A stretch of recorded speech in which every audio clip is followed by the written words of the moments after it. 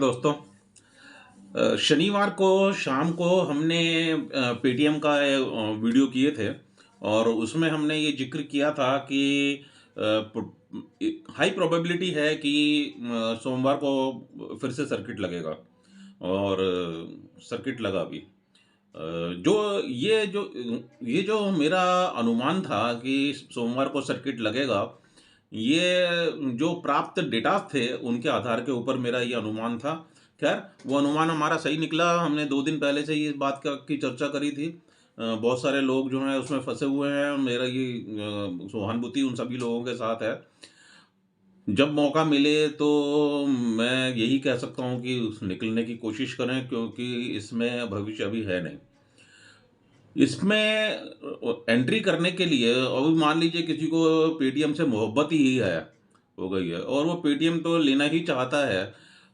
तो इस स्तर के ऊपर तो मेरी कोई राय नहीं है लेने की, और ना ही मेरे पास इसके अनुमानित डेटास हैं कि ये 2 महीने या 4 महीने में किस तरीके की का रुख रखेगा, बनाएगा।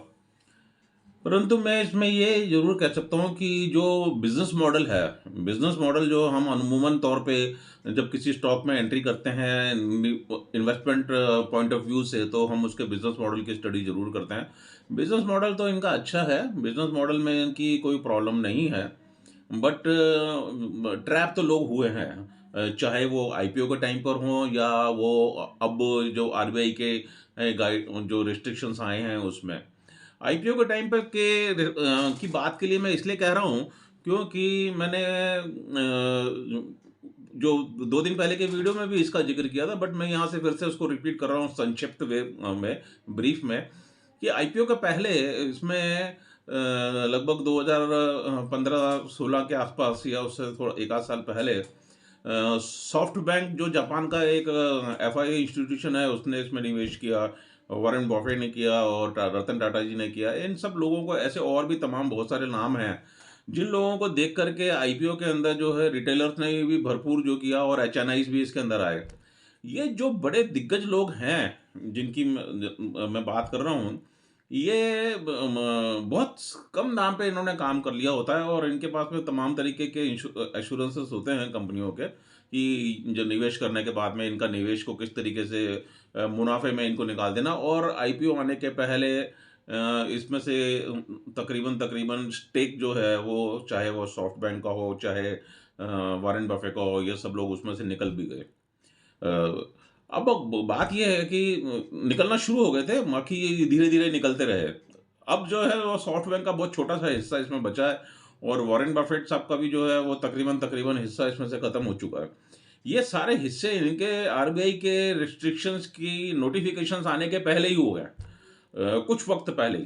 तो आप समझ सकते हैं कि कैसी इन्फॉर्मेशंस इन लोगों के पास में रही होंगी और क्या हुआ होगा।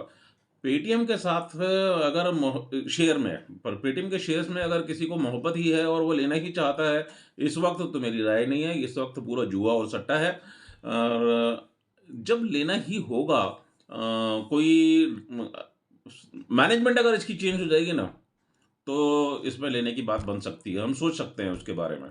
पर अभी मैनेजमेंट चेंज होने का कोई ऐसा पॉइंट दिख नहीं रहा है। मैनेजमेंट चेंज होने का मतलब ये है कि भई जो मैनेजमेंट अभी है, जिन लोगों के पास में ये कंपनियाँ हैं, मुख्य रूप से जो बड़े-बड़े जो प्रमोटर्स हैं, वो सारा अपना स्टेक बेचें किसी अच्छे दिग्गज कंपनी को। वो अपना मैनेजमेंट अपने हिसाब से फिर चलाए, तो जिसकी वजह से आरबीआई उसमें उनका साथ देगी, कोऑर्डिनेशन होगा दोनों का, जो रिस्ट्रिक्शंस हैं उनको रिज़ॉल्व किया जाएगा और फिर कंपनी चलने लगेगी। वो जब होगा उसके 2-4 महीने के बाद में हम पेटीएम को लेने की बात सोच सकते हैं। अभी फ़िलहाल इसको टाटा और बाय-बाय है। शुक्रिया दोस्तों, मेरा वीडियो देखने के लिए, समय निकालने के लिए, वक़्त देने के लिए, और फिर मिलेंगे।